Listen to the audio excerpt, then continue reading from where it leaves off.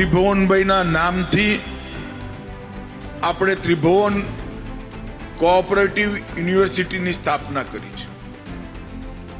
આ યુનિવર્સિટી રાષ્ટ્રીય સ્તર પર કામ કરશે.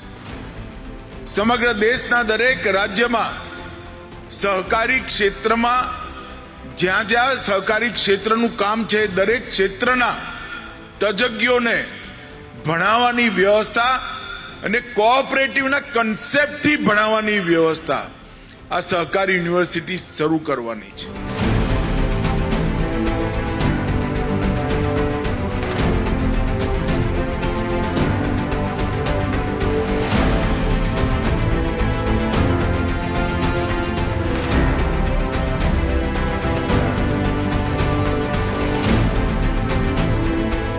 વડાપ્રધાન શ્રી નરેન્દ્રભાઈ મોદી અને સહકારિતા મંત્રી શ્રી અમિતભાઈ શાહના વિઝનરી નેતૃત્વને પરિણામે આઝાદીના 75 વર્ષ પછી દેશને પ્રથમ સહકારી યુનિવર્સિટી ત્રિભુવન સહકારી યુનિવર્સિટી ભેટ મળી છે.